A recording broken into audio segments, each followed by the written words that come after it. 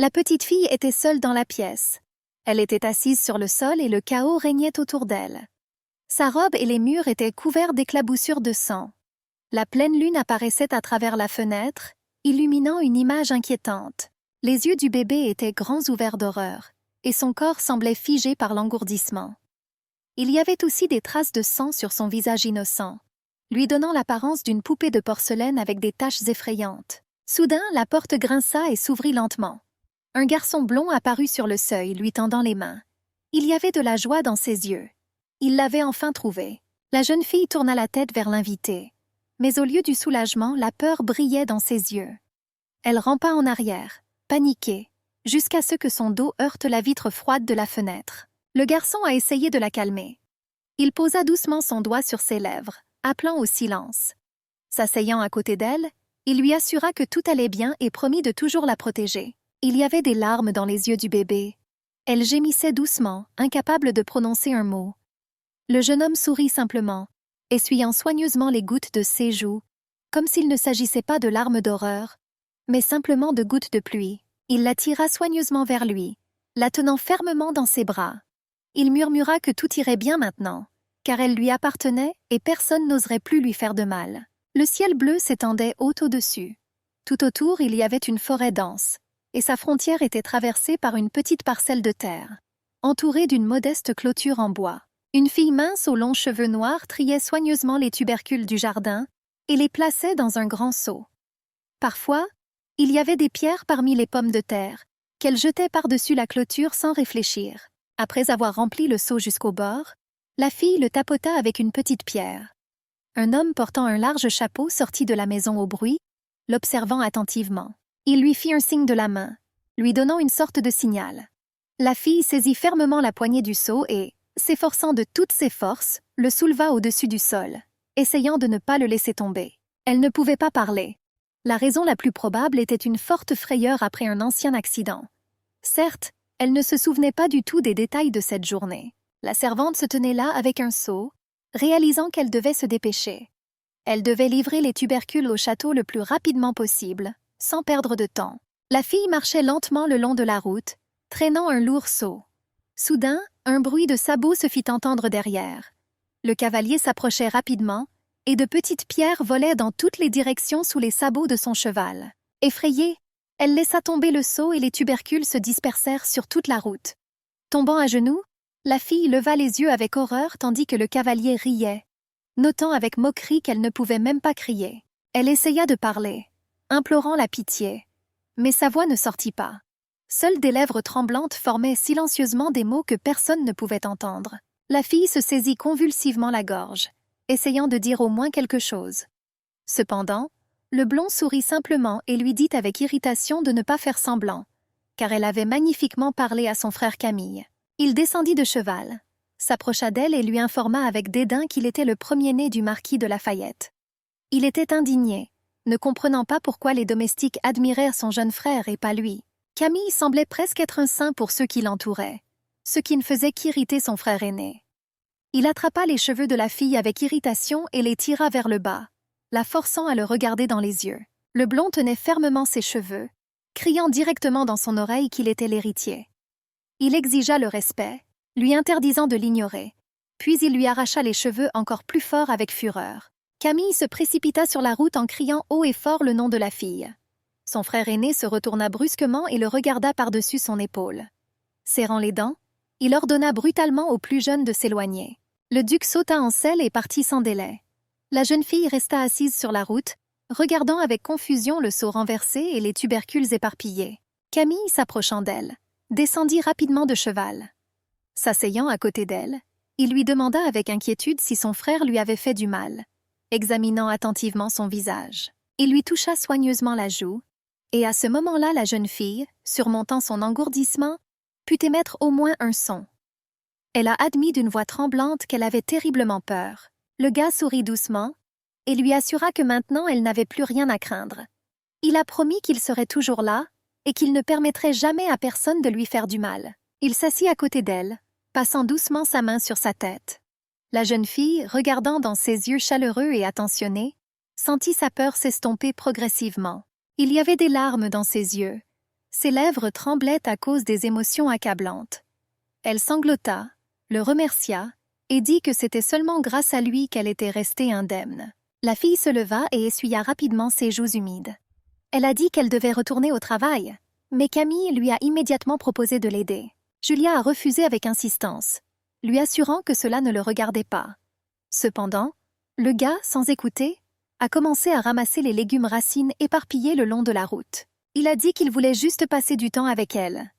Julia rougit, ne sachant pas quoi répondre. Elle secoua simplement la tête et il la regarda avec un sourire.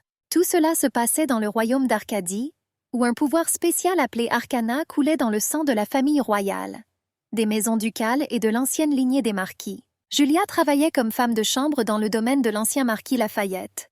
Son deuxième fils, Camille, possédait un arcane qui pouvait affaiblir temporairement les maladies et même les malédictions. Le médecin a affirmé que la jeune fille avait perdu la voix en raison d'un grave traumatisme mental. Mais tant que l'influence des arcanes de Camille continuait, elle pouvait à nouveau parler. Ils arrivèrent au château en discutant joyeusement de bagatelles. Camille déposa soigneusement le seau à la porte de la cuisine, après quoi la voix en colère de quelqu'un se fit entendre. Un juron retentit dans la cuisine. La femme a ouvert la porte et a déchaîné un flot d'insultes sur la jeune fille, mais en voyant le monsieur, elle est immédiatement devenue confuse et s'est excusée. Camille sourit et secoua la tête. Il a admis que la faute lui incombait, puisque c'était lui qui avait retenu la servante et l'avait distraite de son travail. Puis il s'est tourné vers Julia et lui a demandé ce qu'elle allait faire ensuite. La fille répondit qu'elle devait maintenant laver les légumes racines qu'elle avait apportés. Elle s'inclina profondément et demanda au cuisinier d'attendre un peu. Camille la demanda également, espérant qu'elle ferait preuve d'au moins un peu de clémence. La cuisinière plissa les yeux de mécontentement. Elle ne comprenait pas pourquoi le monsieur était si préoccupé par un simplet, et promit qu'elle ne s'en tirerait pas comme ça. Tard dans la nuit, la jeune fille retourna dans son humble demeure. Des vêtements suspendus à une corde flottaient au vent pendant qu'ils séchaient après avoir été lavés. Assise sur le sol, Julia pensait amèrement qu'elle avait encore échoué. Elle n'arrêtait pas de se dire qu'elle essaierait de travailler encore plus dur demain pour ne pas être grondée. Soudain, dans un silence complet, un pas lourd et confiant se fit entendre. Quelqu'un marchait droit vers sa maison, et dans la main de cette personne se trouvait un fouet. La fille se figea, pressée dans le coin de la pièce. Elle ne savait pas qui c'était, mais la peur paralysait ses mouvements, ne lui permettant même pas de respirer. Elle crut entendre des pas distincts. C'était étrange, car il faisait nuit noire dehors, et tout le monde dormait depuis longtemps. Elle resta assise là, retenant son souffle tandis que la porte grinçait et s'ouvrait lentement. Un homme au sourire en coin apparut sur le seuil. Monsieur Grégory se tenait au clair de lune. Il était ivre, tenant une bouteille de vin vide dans une main et un fouet dans l'autre. Il a balancé son fouet brusquement, maudissant tout le monde autour de lui avec colère. Cela le rendait furieux que tout le monde exalte son jeune frère alors qu'il restait dans l'ombre. Le fouet s'abattit à nouveau, frappant douloureusement la fille. Elle n'a pas fait un bruit, et cela n'a fait que le mettre encore plus en colère. Il a dit qu'elle était ennuyeuse et sans intérêt. Julia pensait qu'au moins il venait de la battre. Jusqu'à présent, le fils aîné du duc n'était jamais entré par effraction dans sa maison. Maintenant, elle avait vraiment peur. Pour ne pas perdre connaissance à cause de l'horreur, elle imagina mentalement Camille, et cela la calma un peu. Le soleil s'est levé à l'horizon, illuminant les premiers rayons du jour. Julia s'est réveillée d'un coup de glace violent. Un seau d'eau froide a été versé sur sa tête. Le cuisinier s'est mis à l'insulter, accusant la jeune fille de paresse et de retard. Elle était indignée que la femme de chambre lui fasse perdre son temps précieux. Julia s'inclina rapidement, implorant mentalement le pardon. La femme lui ordonna de ne pas la mettre davantage en colère et lui montra un seau contenant une montagne de vaisselle sale. Elle a exigé que la femme de chambre commence immédiatement à la laver. La fille prit silencieusement le seau et se précipita vers l'évier. Pendant ce temps, la cuisinière secouait la tête avec désapprobation, se demandant pourquoi Julia était si maladroite dans son travail. Une autre femme de ménage a fait remarquer que les gens comme elle étaient généralement renvoyés rapidement. Cela rendait généralement Julia tendue intérieurement. La troisième demanda avec lassitude d'arrêter les commérages, admettant qu'en les écoutant, elle-même commençait à se mettre en colère. Soudain, un jeune homme est apparu dans la cuisine. Camille a salué tous les travailleurs et les a sincèrement remerciés pour leurs efforts. Les filles échangèrent des regards. Son apparition ici était une rareté. Camille sourit en disant que le dîner était délicieux. C'est pourquoi il a décidé d'exprimer personnellement sa gratitude pour l'excellent travail. L'une des servantes a fait remarquer que cela ne valait pas la peine de le faire. Cependant, tout le monde savait que Camille était différent. Il n'hésitait pas à remercier ses serviteurs, même si, en tant qu'aristocrate, il ne le faisait peut-être pas. Le jeune maître était gentil et juste. Les ouvriers le respectaient, et certains l'idolâtraient même. Soudain, il s'est intéressé à l'endroit où se trouvait Julia. Les lèvres du chef cuisinier se pincèrent légèrement. Elle n'aimait pas le fait que cet aristocrate montre un tel intérêt pour la servante maigre. Elle ne pouvait pas croire qu'il puisse aimer Julia, mais ensuite, elle a décidé qu'il était probablement juste inquiet du désordre qu'elle pourrait faire. Comme Julia est introuvable, cela signifie qu'elle a encore fait quelque chose de mal. De façon inattendue, Camille a demandé au cuisinier de préparer une brioche pour la jeune fille. La femme hésitait. Elle aurait bien voulu lui cuisiner autant qu'elle le voulait, mais dépenser de la nourriture pour un domestique lui semblait trop cher. Elle essaya d'objecter que le beurre et le sucre étaient trop précieux pour une simple servante. Même elle, la maîtresse de cuisine, ne prend que les restes. Mais ici, il y a tout un lot de produits de boulangerie. Cependant, Camille sourit doucement, lui assurant que si quelqu'un lui demandait, elle pourrait dire que c'était son ordre. Il fit un signe de la main en guise d'adieu, lui rappelant qu'il comptait sur elle. Les employés de cuisine s'activaient, vaquant à leurs occupations. Pendant ce temps, la cuisinière en chef souriait malicieusement. Une autre idée désagréable se préparait déjà dans sa tête. À ce moment-là, Julia s'approcha de la porte, tenant un seau de vaisselle propre. Elle ouvrit soigneusement la porte et regarda à l'intérieur. À ce moment précis, une soupe chaude lui tomba dessus. Le cuisinier déclara avec colère que puisque Julia avait fait tant d'efforts, elle pouvait manger son propre travail. Et puis, en riant, elle lui a dit de le nettoyer elle-même. Les autres servantes ricanèrent et se regardèrent. Ils regardaient avec dédain la fille maigre couverte de soupe. Mais elle ne bougea pas, serrant le seau dans ses mains et ne comprenant pas ce qui se passait. Elle essaya de comprendre à nouveau ce qu'elle avait fait de mal. Je voulais demander, mais j'avais peur de la réponse. Il n'y avait qu'une seule pensée dans ma tête, disparaître. Elle s'interdisait de pleurer. Avalant l'insulte avec amertume, la jeune fille s'ordonna mentalement de simplement terminer le travail. Elle tomba à genoux et commença à essuyer le sol avec un chiffon humide, luttant contre les larmes qui montaient. Monsieur Camille est apparu dans l'embrasure de la porte de la cuisine. En voyant Julia, il haleta doucement. Quelque chose en moi tremblait à la vue de son apparence épuisée. Il y avait une pleine lune dans le ciel. La jeune fille était assise dans son petit placard, appuyée contre le mur, et pensait à la journée qu'elle avait vécue. Elle a fini par mettre à nouveau tout le monde en colère autour d'elle. Elle a été punie, et maintenant elle se retrouve sans dîner. Mon estomac gargouillait de faim, mais il était inutile de demander. Se souvenant des visages en colère et déformés, Julia les imaginait ensanglantés.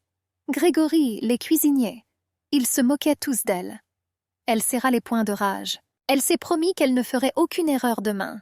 Si vous faites plus attention, peut-être que cette journée se passera mieux. Soudain, le clic d'une serrure se fit entendre dans le silence. La porte s'ouvrit et M. Grégory entra dans la pièce. Il y avait un sourire narquois sur son visage. Il a dit d'un ton moqueur que Julia s'était encore distinguée. Il aimait la regarder souffrir. Il s'avança lentement, promettant de lui apprendre. Soudain, il lui donna une gifle retentissante, puis l'attrapa par les cheveux et la jeta violemment sur le sol, la faisant tomber face contre terre. La fille ne bougea pas, mais un jet d'eau glacée tomba sur elle. Elle tremblait, le suppliant silencieusement d'arrêter, mais sa voix ne sortait pas. Grégory lui demanda d'un ton moqueur si elle voulait discuter. Il l'accusa de conspirer avec Camille, affirmant qu'ils se moquaient tous les deux de lui. Ses yeux brillaient de malice. Julia était assise sur le sol, mouillée, tremblante de peur et de froid, incapable de répondre. Grégory déglutit difficilement puis cracha, déclarant qu'elle l'agaçait. Après cela, il lui donna un violent coup de pied et, souriant d'un air suffisant, quitta la pièce. Julia ne pouvait retenir ses larmes. Elle se rappela qu'au moins elle était en vie, mais elle ne comprenait pas pourquoi elle vivait. À ce moment-là, la vieille fille peignait les cheveux de Camille. Le jeune homme a dit qu'il avait l'intention de déjeuner avec Julia et a demandé que 2 portions soient préparées. Il a ajouté que la fille n'aime pas s'asseoir entre 4 murs. Alors il a demandé à mettre la table dans le jardin. La servante haussa les sourcils de surprise. Camille continua à donner des ordres. Il a demandé à apporter du jus de raisin à Julia, croyant qu'elle ne boirait pas d'alcool. La femme n'a pas caché sa surprise. Après tout, Jamais auparavant un serviteur, quel que soit son statut, n'avait dîné avec son maître. Et voilà un tel honneur pour une fille simple. Elle se considérait comme la patronne de la cuisine. Mais durant toutes ces années de travail, Camille ne l'a jamais appelée par son nom. Cependant, elle ne pouvait pas désobéir à sa demande. Hochant la tête docilement, la servante se rendit à la cuisine. Elle a dit que M. Camille déjeunerait dans le jardin et a demandé de préparer quelque chose de simple pour 2 personnes. Le cuisinier demanda à nouveau s'il avait bien entendu. La femme a confirmé que tout était correct. Le jeune homme déjeunerait avec Julia. La cuisinière fronça les sourcils et la servante admit qu'elle-même n'aimait pas ça. La cuisinière en chef se tenait silencieusement dans un coin, serrant les dents. Elle partageait l'indignation des autres. Ils servent leur maître pendant des années, mais ils ne les appellent même pas par leur nom. Pourquoi cette fille méritait-elle un traitement spécial? La cuisinière haussa les épaules, assurant que c'était pitoyable de regarder Julia. Après tout, elle ne comprend rien et elle ne peut même pas parler. Camille, à son avis, sympathise simplement avec elle. L'autre servante hocha la tête, approuvant ses paroles. Cependant, l'ordre du maître était absolu et personne ne pouvait y désobéir. La cuisinière a dit à tout le monde de continuer à travailler. Mais soudain, elle est devenue pensive. Elle a demandé à voix haute où se trouvait Julia maintenant. Le cuisinier a répondu que la fille semblait nettoyer le garde-manger. À ce moment-là, le cuisinier eut une idée. Elle se dirigea vers le garde-manger. Un ventail de la porte était légèrement ouvert. À l'intérieur, Julia essuya la sueur de son front, après avoir fini de nettoyer, et se préparait à un court repos. Le cuisinier se figea derrière la porte, regardant avec colère la servante. À un moment donné, elle a soudainement tiré la porte, et elle s'est refermée avec un bruit sourd. Julia est devenue alerte lorsqu'elle a remarqué que la porte s'était fermée. Elle est allée l'ouvrir, mais malgré tous ses efforts, ce fut en vain. La fille s'est rendue compte qu'elle était enfermée dehors. C'était peut-être un accident, mais il y avait une chance qu'elle ait été enfermée volontairement. Le cuisinier s'éloigna avec un sourire satisfait. Julia réalisa que la manière exacte dont cela se produisait n'avait plus d'importance. L'essentiel était que quelqu'un remarque son absence. Elle frappa à la porte avec ses poings aussi fort qu'elle le put. Des bruits sourds résonnèrent dans tout le garde-manger. Épuisée, les articulations enflées, elle s'est effondrée sur le sol, épuisée. Toutes ses tentatives pour attirer l'attention furent vaines. Elle se sentait triste. Personne n'est venu, personne n'a entendu. Il ne restait plus qu'à espérer que quelqu'un viendrait faire les courses et la laisserait sortir par accident. Cela pourrait arriver demain, ou peut-être dans quelques jours. Mes yeux brûlaient à cause des larmes qui montaient. Soudain, la clé a cliqué dans la serrure. Julia sauta brusquement sur ses pieds. La porte s'ouvrit et la lumière fit irruption dans le garde-manger, aveuglant ses yeux, habituée à l'obscurité. Le cuisinier lui demanda avec irritation pourquoi elle se cachait ici. La fille secoua désespérément la tête, montrant qu'elle était enfermée, mais elle ne pouvait rien expliquer. Soudain, la cuisinière, sans lui laisser le temps de se justifier, lui donna une gifle retentissante. Elle cria avec colère que le muet s'était encore une fois révélé inutile, alors que M. Camille lui-même l'attendait au dîner. La jeune fille, confuse, pressa sa paume contre sa joue, qui brûlait à cause du coup. Sa confusion a rendu la femme encore plus furieuse. Le cuisinier a dit que faire semblant d'être innocent ne fonctionnerait pas. Se retournant, elle dit à Julia de débarrasser la table après le dîner toute seule. Le travail consistait à laver la vaisselle, nettoyer les couverts, ratisser les cendres du poêle et frotter le sol jusqu'à ce qu'il brille. Le cuisinier déclara haut et fort qu'après une telle offense, la jeune fille s'en était tirée à bon compte. Après tout, elle a non seulement déçu M. Camille, mais a également gâché son humeur. Julia avait du mal à croire que M. Camille l'avait réellement invitée à la table. C'était incroyable. Si c'est le cas, alors elle l'a terriblement déçu. Il faisait déjà nuit profonde. Le château du duc et les terres environnantes brillaient doucement sous la lumière des étoiles. La jeune fille lavait le sol lorsque la porte grinça, et un jeune homme entra dans la cuisine. Il regarda autour de lui dans la pièce vide avec surprise, et lui demanda pourquoi elle travaillait seule. Julia baissa la tête avec peur, demandant silencieusement pardon. Camille fronça les sourcils, ne comprenant pas pourquoi.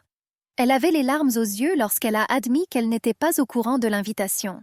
Il sourit simplement, lui assurant qu'elle n'aurait pas dû s'inquiéter autant. Il comprit qu'elle était probablement trop occupée à ce moment-là. La fille secoua la tête en signe de déni. Elle a essayé d'expliquer qu'elle était enfermée dans le garde-manger, mais Camille l'a gentiment interrompue sans écouter la fin. Il lui demanda calmement de ne pas pleurer. lui assurant que quelle que soit la raison, il ne lui en voulait pas. Julia sanglotait, disant combien il était gentil, et elle, Camille ne la laissa pas finir de parler. Il la serra simplement dans ses bras, la serrant chaleureusement contre lui. Il la consola doucement, en touchant le haut de sa tête avec ses lèvres. Il la regarda et sourit. Il aimait même sa version émue et en larmes. Il était content que Julia n'ait pas peur de lui. La fille ne pouvait pas retenir ses larmes. Elle lui demanda d'une voix tremblante pourquoi il était si gentil avec elle. Camille lui caressa la tête, l'appelant chérie et la sienne. À l'extérieur de la fenêtre, le ciel se transformait progressivement en nuances écarlates de l'aube. Camille lui a soudainement demandé si c'était difficile pour elle de travailler. Julia a rapidement répondu que tout allait bien. C'était difficile pour elle uniquement parce qu'elle ne pouvait pas parler et n'avait personne avec qui partager ses pensées. Elle a admis qu'elle ne crée que des problèmes à ceux qui l'entourent et qu'elle est constamment obligée de s'excuser. Camille lui a proposé de l'aider en intervenant dans la situation. Mais la fille secoua la tête. Elle ne voulait pas le déranger. Julia a déclaré avec assurance qu'elle voulait tout gérer elle-même. Elle croyait que les gens dans cette maison n'étaient pas si mauvais que ça. Elle allait travailler encore plus dur et être utile. Après tout, il lui semblait mal de compter constamment sur les soins de M. Camille. Le gars est devenu plus sérieux. Camille lui a demandé de ne pas dire des choses aussi tristes. Le vent ébouriffait ses cheveux blonds, tirés en arrière en une longue queue de cheval. Julia le regarda avec étonnement. Elle voulait demander quelque chose, mais il la prit silencieusement dans ses bras. Le croissant de lune solitaire devint le seul témoin de sa tendresse. Doucement, presque dans un murmure, il a admis qu'il l'aimait bien. Cela semblait étrange à Julia. Camille prétendait qu'elle-même avait depuis longtemps deviné ses sentiments. Mais la fille pressa nerveusement sa paume contre sa poitrine, s'éloignant. Elle a dit doucement que ça ne devrait pas se passer comme ça. Elle lui rappela qu'elle n'était qu'une servante dans la maison de son père, le duc. Camille y réfléchit. Il ne comprenait pas pourquoi elle était si préoccupée par leurs différents statuts sociaux. Pourquoi est-il si important pour elle qu'il soit né dans la famille Lafayette? Le gars a rappelé qu'il n'était que le deuxième fils. Il n'a aucun titre et aucun héritage futur. La seule chose qu'il a, c'est son nom. Julia lui a demandé de ne pas dire ça. Elle a dit avec assurance qu'il était une personne gentille et attentionnée, et qu'il était apprécié non seulement par les domestiques, mais par toute la maison. La jeune fille a ajouté qu'il lui était cher non seulement, mais aussi à de nombreuses personnes du domaine. Camille hocha la tête avec reconnaissance. Il a admis qu'il n'avait pas le droit d'exiger ses sentiments alors que sa situation était si précaire. Julia le regarda avec ressentiment. Camille soupira et s'excusa, expliquant qu'il ne voulait pas la charger de ses émotions. Il voulait juste qu'elle sache à quel point elle était importante pour lui. La jeune fille montra le ciel. La nuit était tombée depuis longtemps sur le château. Camille a dit qu'il la raccompagnerait chez elle. Il se sentait en danger à l'idée qu'elle revienne seule. Grégory les observait derrière l'arbre massif. La colère bouillonnait dans sa poitrine. Cette fille a osé le rejeter, mais a préféré son jeune frère. Julia se tenait près de la fenêtre, éclairée par le doux clair de lune.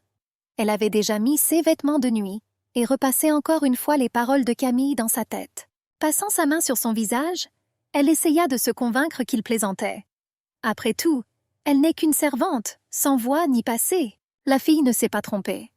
Elle savait que la gentillesse seule ne suffisait pas. Et j'ai essayé de ne pas créer d'illusions inutiles. Mais même si ces mots ne signifiaient pas grand-chose, elle aimait quand même les entendre. Surtout de la part d'un homme comme lui. Elle se demandait, pourrait-elle se permettre au moins un peu de bonheur? Même une goutte? Le bruit soudain d'un vase brisé perça le silence. La voix forte de Grégory déchira la nuit, criant, traitant tout le monde autour de lui d'idiot. Il était convaincu que tout dans cette maison lui appartenait. Et cette fille aussi. Elle ne pouvait pas être avec Camille parce qu'elle était sa propriété. Grégory donna un coup de pied furieux dans la porte du placard, exigeant que la femme de chambre l'ouvre. En entendant sa voix, Julia frissonna. Elle réalisa qu'il était venu pour la blesser à nouveau. Une silhouette est apparue dans l'embrasure de la porte. Le clair de lune éclairait le visage de Grégory. La fille le regarda avec une peur silencieuse, remarquant qu'il avait l'air différent aujourd'hui. Son regard devint prédateur. Il l'a attrapé par ses vêtements fins et a commencé à lui arracher le col. Il y avait une horreur silencieuse dans ses yeux. Le gars est tombé sur elle, la faisant tomber au sol. Julia a essayé de se libérer, mais il a souri d'un air diabolique. Il lui a assuré qu'il lui ferait se rappeler à qui elle appartenait. Ses mains glissèrent brutalement vers le bas, brûlant la peau. Elle le supplia d'arrêter et des larmes brûlantes coulèrent sur ses joues. Mais sa voix, comme toujours, resta silencieuse. Grégory observait ses vaines tentatives de résistance. Cela ne fit que le rendre plus excité, et il fut ravi de son impuissance. Il la pressa violemment contre le sol, comme si elle n'était qu'un jouet pour lui. L'espoir dans ses yeux s'estompait et les larmes coulaient sur les draps froids. Il a dit avec moquerie qu'il était l'héritier. Il la ridiculisait en la traitant de servante sans valeur, mais remarquait à quel point les larmes lui allèrent bien. Déclarant qu'il lui trouverait une utilité digne, il saisit l'ourlet de son vêtement d'un mouvement brusque. Elle le supplia mentalement d'arrêter. Soudain, le silence de la nuit fut rompu par un coup à la porte. La voix de Camille résonna derrière la porte. Il appela doucement Julia par son nom, espérant qu'elle ne dormait pas encore. Grégory tressaillit de surprise et jura dans sa barbe. Il regarda autour de lui avec anxiété la source du bruit. Une étincelle d'espoir jaillit dans les yeux de Julia. Debout à la porte, Camille continuait d'appeler la jeune fille, disant qu'elle avait oublié son foulard. Il lui a demandé si elle dormait encore. Julia l'a appelée mentalement à l'aide. Elle frappa le sol de son pied aussi fort qu'elle le pouvait, espérant qu'il l'entendrait. Camille devint méfiant et demanda s'il pouvait entrer. Sans attendre de réponse, il ouvrit brusquement la porte. Au clair de lune, sa silhouette projetait une longue ombre. Ce qu'il vit le fit pâlir. Grégory tomba sur la fille fragile, la pressant au sol. Elle se débattait convulsivement, essayant de garder ses vêtements. Camille attrapa instantanément son frère par l'écharpe, l'arrachant à Julia. Soulevant le violeur du sol, il cria avec colère, lui demandant ce qu'il faisait. Sa voix tremblait de rage. Comment Grégory a-t-il pu penser à une telle chose? Pense-t-il vraiment qu'il peut faire tout ce qu'il veut simplement à cause de ses origines? Camille était convaincue que Julia était la même personne qu'eux. Pendant ce temps, la fille maigre se recroquevilla dans un coin, tremblant de peur et de larmes. Il ne comprenait pas pourquoi son père, sa mère et son frère ne pouvaient pas comprendre une vérité aussi simple. Tous les hommes sont égaux. Les lèvres de Grégory se retroussèrent en un sourire. Il n'arrivait pas à croire qu'on le comparait à un imbécile. Pour lui, les domestiques n'étaient que de la poussière sous ses pieds. Il rigola et déclara que les paroles de son frère étaient complètement absurdes. Après tout, les serviteurs sont des choses, et lui, en tant que futur héritier, a le droit d'en disposer à sa guise. Camille a tenté de rejoindre sa conscience en faisant appel à la raison. Mais Grégory se contenta de gronder, se libéra de son emprise et se précipita dans l'obscurité. Le jeune duc se tourna vers Julia avec inquiétude, l'appelant doucement par son nom. La fille sanglotait convulsivement, répondant en larmes, en appelant son nom. Elle ne put le supporter et fondit en larmes, s'accrochant à lui. Camille la prit dans ses bras, lui caressant doucement le dos et lui murmurant des mots d'excuse. À ce moment-là, Grégory était assis sur le canapé, respirant lourdement. Son corps tremblait et son cœur battait fort comme s'il était sur le point de sortir de sa poitrine. Il ferma les yeux, essayant de rassembler ses pensées. La dispute avec mon frère était insupportable. Soudain, la porte grinça et la lumière se répandit dans la pièce sombre. Camille entra, laissant ses yeux s'habituer à la semi-obscurité. Grégory était assis, voûté, mais à la vue de son frère, son visage se tordit en une grimace de colère. Il murmura son nom entre ses dents. Une lourde botte heurta le sol avec un bruit sourd à côté de son visage. Camille a demandé ce qu'il allait faire avec Julia. Sa voix était froide et son regard était plein de détermination. Aujourd'hui, il n'avait aucune intention de pardonner à Grégory ce qu'il avait fait. Il le regarda avec pitié, implorant silencieusement sa pitié. Camille lui rappela sévèrement qu'il avait auparavant fermé les yeux sur sa cruauté, mais que ce n'était plus le cas. Julia n'était pas sa propriété. Il a compris que Grégory ne voulait pas seulement se moquer de lui. Les jeux ne lui suffisaient pas. Il voulait faire de la fille la sienne. L'héritier marmonna seulement, incapable de trouver les mots. Camille l'a prévenu que le voler n'était pas une bonne idée. Grégory était déjà à genoux, accroché à la manche de son frère et demandant pitoyablement pardon. Il rampait de manière humiliante à ses pieds. Et Camille le regardait comme une montagne imposante et menaçante. Il y a eu un coup violent. Grégory a essayé d'esquiver, mais la botte de son frère l'a quand même rattrapé. Camille lui rappela froidement aux dépens de qui il restait encore l'héritier. Camille se pencha vers lui et siffla qu'il serait plus facile de lui retirer son titre que de prendre des bonbons à un enfant. La tête de Grégory resta sous la botte de son frère. Il haleta, jurant à la hâte qu'il avait réalisé son erreur et que cela ne se reproduirait plus jamais. Camille sourit froidement, disant que bien sûr cela ne se reproduirait plus. Après ces mots, il donna un coup de pied violent à son frère dans la mâchoire inférieure. Le blond aux cheveux longs se redressa, rappelant sévèrement à Grégory qu'il devait se souvenir de sa place.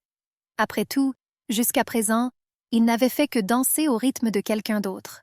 Il a conseillé à son frère de continuer dans le même esprit. Alors peut-être lui permettra-t-il de conserver le titre d'héritier. Grégoire était toujours à genoux. Camille demanda si son frère avait tout compris et lui jeta un bref coup d'œil par-dessus son épaule. Grégory hocha la tête en silence, n'osant pas objecter. En marchant dans le couloir du manoir, Camille s'apprêtait à boire encore un peu de vin. Mais son attention fut attirée par la lumière qui brillait sous la porte de la cuisine. Ouvrant légèrement la porte, il regarda à l'intérieur. Un liquide verdâtre se répandait sur le sol.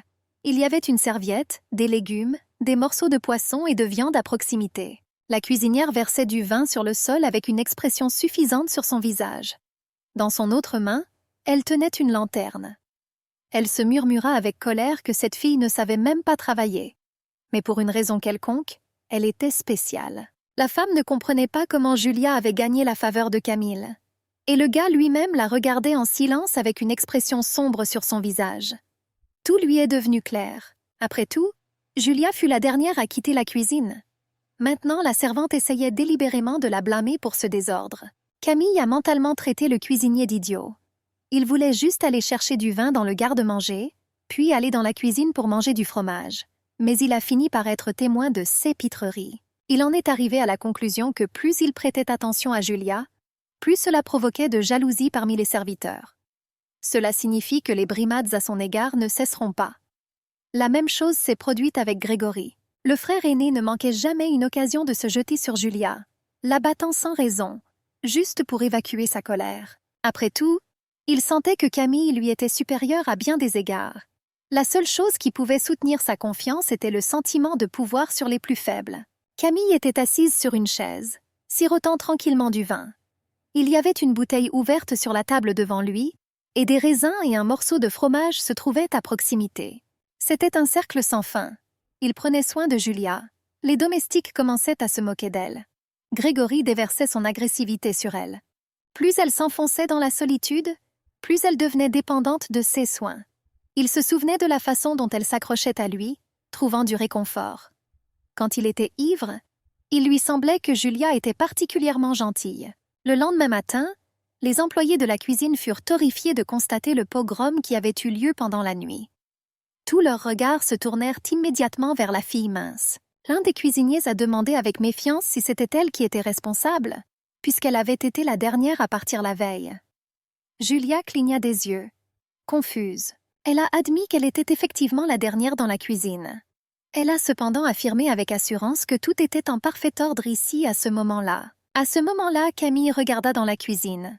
Avec un sourire sur son visage, il a joyeusement souhaité à tout le monde une bonne matinée. Les serviteurs se tournèrent vers lui en même temps. Il avait une bouteille de vin dans ses mains. Il a dit qu'il avait pris du vin et du fromage la veille au soir et qu'il avait maintenant rendu la bouteille non terminée. Le cuisinier hésita, surpris que le maître lui-même le ramène.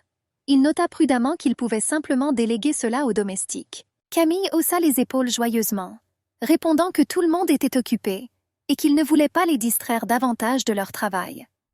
De plus, il est venu inviter Julia à dîner. Le gars a jeté un coup d'œil dans la cuisine, cherchant la fille avec ses yeux. Voyant le chaos qui régnait sur le sol, il fronça les sourcils, faisant semblant de venir de remarquer le désordre. Il a demandé ce qui s'était passé ici. Le cuisinier haussa les épaules, assurant que les domestiques eux-mêmes venaient d'arriver et ne savaient rien. Il a ajouté que Julia était la dernière à quitter la cuisine hier. La fille se tenait là, le visage coupable et embarrassé. Camille fut surprise et dit immédiatement que le désordre n'était clairement pas de sa faute. Le cuisinier demanda avec perplexité comment il pouvait en être si sûr. Camille expliqua calmement que tard dans la soirée, lorsqu'il récupéra le fromage, il n'y avait pas une seule tache de saleté dans la cuisine. Très probablement, Julia a déjà fini de travailler et est partie. Il était convaincu que le pogrom avait eu lieu plus tard. Quelqu'un est entré délibérément par effraction ici et a semé le désordre. C'était peut-être une tentative de piéger Julia, puisqu'elle était la dernière à partir d'ici. Cela signifie que cette personne ressentait une forte haine envers elle. La cuisinière pinça les lèvres et détourna le regard. Julia se tenait debout, les épaules tombantes, son visage exprimant la tristesse. Camille a insisté sur le fait qu'il était inutile de chercher le coupable maintenant. L'essentiel est de ne pas retarder le petit déjeuner, sinon sa mère commencera à le gronder. Les serviteurs étaient d'accord avec lui en hochant la tête. Puis le gars a retroussé ses manches et a déclaré avec assurance qu'il aiderait également au nettoyage pour que tout se termine plus rapidement. Le cuisinier essaya de le dissuader, mais Camille se contenta de sourire. Il a admis qu'il n'était pas doué pour cuisiner, mais qu'il faisait du bon travail de nettoyage. Il commença à ramasser les serviettes sales sur le sol, assurant qu'il les laverait en premier. Julia le regarda d'un air suppliant, mais il serra fermement le tissu autrefois blanc. Camille sourit doucement en disant que tout allait bien. Il savait parfaitement que ce n'était pas sa faute. La jeune fille elle-même a compris qu'elle n'était pas responsable du désordre. Mais pour une raison quelconque, elle sentait qu'elle était la cause de tout cela. Après tout, c'était envers elle qu'il ressentait une haine si forte. Mais elle était hantée par cette pensée. Pourquoi, malgré la colère générale, M. Camille restait-il gentil avec elle? Il a suggéré qu'ils fassent le ménage ensemble. Au fond, Julia avait honte d'accepter à nouveau son aide. Et la cuisinière les regarda avec colère en serrant les dents. Son plan a échoué, et cela n'a fait qu'aggraver sa colère. Camille remarqua ses regards en coin.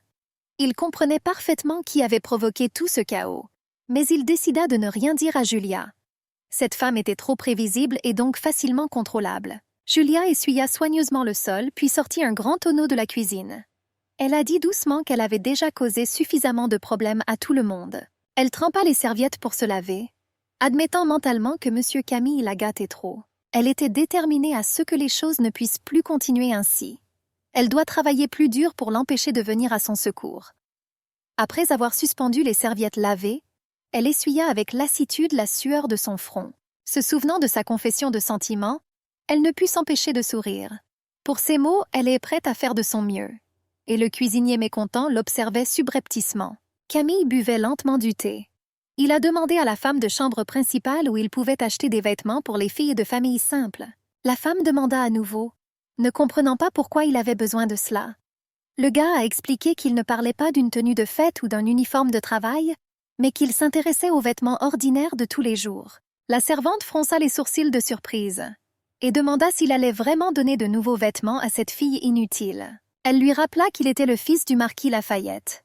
Il n'était pas convenable pour lui de désigner la servante simplement parce qu'il avait pitié d'elle. Camille répondit fermement que Julia était la même personne que lui. S'il devait la mépriser à cause de ses origines, alors peut-être devrait-il reconsidérer son attitude envers la servante elle-même. Après tout, malgré le pouvoir qu'elle avait sur les serviteurs, elle restait la même servante. La femme se sentait comme une écolière réprimandée. Camille lui prit doucement la main.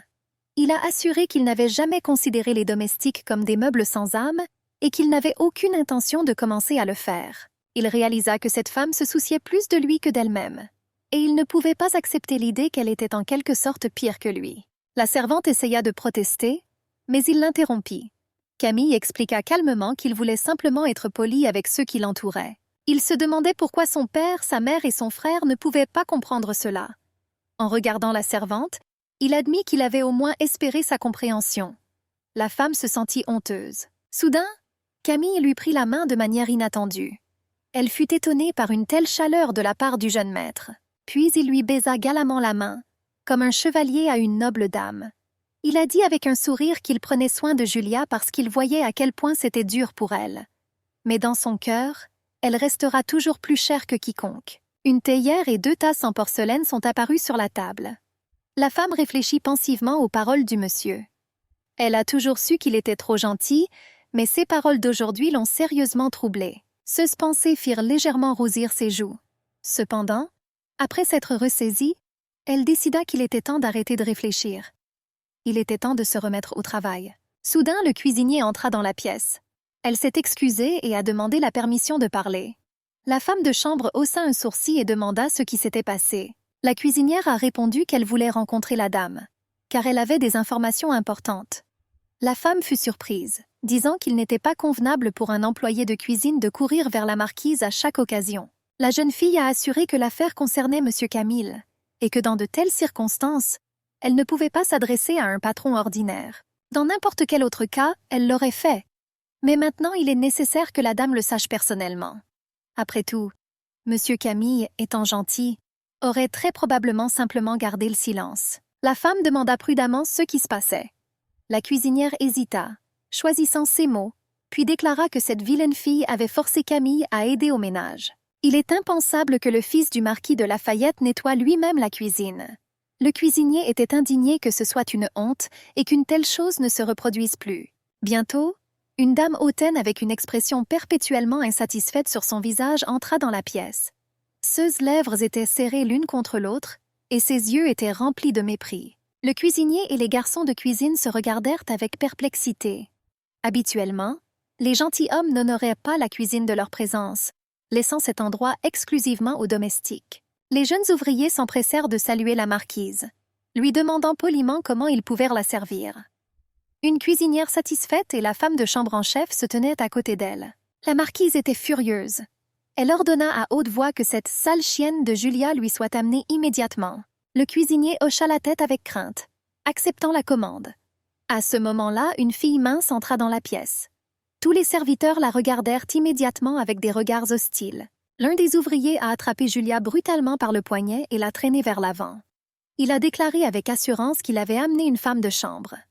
La fille se tendit, ne comprenant pas pourquoi la maîtresse était là. La marquise ordonna froidement qu'on emmène le coupable. Le serviteur s'inclina sans se plaindre, acceptant d'exécuter son ordre. L'homme a entraîné Julia avec lui. Elle n'avait aucune idée de ce qui se passait et de ce qui l'attendait. Un silence tendu s'abattit sur la cuisine. Seul un cuisinier, celui qui avait déclenché tout ce chaos, continuait à sourire malicieusement. À ce moment-là, Camille était assise tranquillement à la table, en train de lire un livre. Soudain, la porte s'ouvrit et un Grégory excité fit irruption dans la pièce. Camille leva les yeux des pages et demanda avec mécontentement pourquoi il criait comme ça. « Il ne s'est même pas frappé ?» Grégoire s'écria d'une voix brisée. « Des ennuis! Julie !» Ailleurs, une main lourde se leva, tenant un fouet. Il y eut un coup violent et une bande écarlate apparut sur le dos fragile de la jeune fille. Il y avait des larmes dans les yeux de Julia. Elle ne comprenait pas pourquoi elle était punie et voulait désespérément au moins entendre la raison. L'homme a reçu l'ordre de lui infliger 100 coups de fouet, puis de la jeter hors du domaine. Il devait également s'assurer que la jeune fille n'attire plus jamais l'attention de M. Camille. Julia ne le savait pas et continuait à poser des questions. Un serviteur transmettait un ordre à un autre. Il ordonna qu'aucune pitié ne soit montrée à la femme punie. Julia était allongée, épuisée, sur la paille piquante. Il lui semblait que le pire était de ne plus revoir Camille. Cette pensée me transperça le cœur plus violemment qu'un fouet. À ce moment-là, la marquise était assise tranquillement, sirotant du thé dans une élégante tasse en porcelaine. Son plus jeune fils se tenait devant elle. Elle lui a demandé s'il avait une idée de la raison pour laquelle il avait été convoqué. La femme a déclaré avec assurance que les domestiques existent pour la commodité des aristocrates. Ce ne sont que des outils disponibles. Et son fils non seulement les entourait d'attention, mais allait même jusqu'à laver le sol à côté d'eux. C'était incompréhensible pour elle. Elle était convaincue qu'un tel comportement était indigne du nom de Lafayette. Camille a seulement demandé froidement qui avait dénoncé Julia. Il s'est rendu compte que la haine envers la fille dans cette maison ne faisait que grandir. Auparavant, il espérait que s'il gagnait la faveur des serviteurs, il cesserait de la maltraiter. Mais maintenant, je me suis rendu compte que j'avais tort. Camille baissa la tête et demanda pardon à sa mère. Il a promis d'être plus prudent à l'avenir. La femme lui a simplement dit grossièrement de sortir de sa vue. Le garçon répondit humblement, réalisant qu'il ne pouvait pas encore se débarrasser de l'influence de sa mère. Il devra s'attirer ses bonnes grâces pour ne pas tout perdre complètement. Dans cette situation, il ne savait pas comment garder un œil sur Julia en même temps.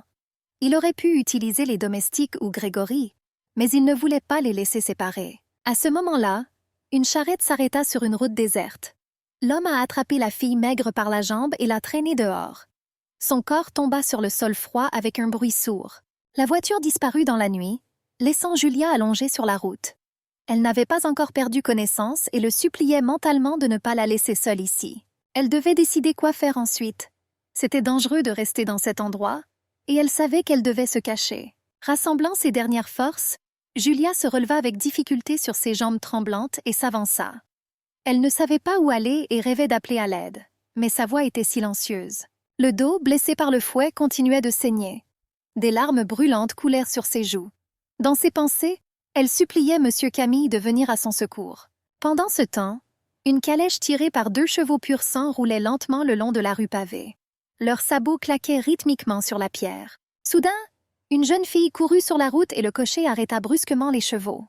Le monsieur irrité sortit de la voiture et demanda pourquoi l'arrêt était si brusque. Le cocher s'excusa d'un air penaud et expliqua qu'un homme était apparu de manière inattendue devant eux. Un homme grand, aux cheveux noirs, vêtu d'un uniforme militaire, s'est avancé et a vu une fille maigre et inconsciente sur la route. C'était une fille aux longs cheveux noirs, portant des vêtements simples et miteux. Son dos était taché de sang. Le noble gentleman fronça les sourcils et souleva soigneusement le corps léger dans ses bras. Le cocher a remarqué qu'il y avait des bidonvilles à proximité, ce qui suggère que la jeune fille pourrait être originaire de là.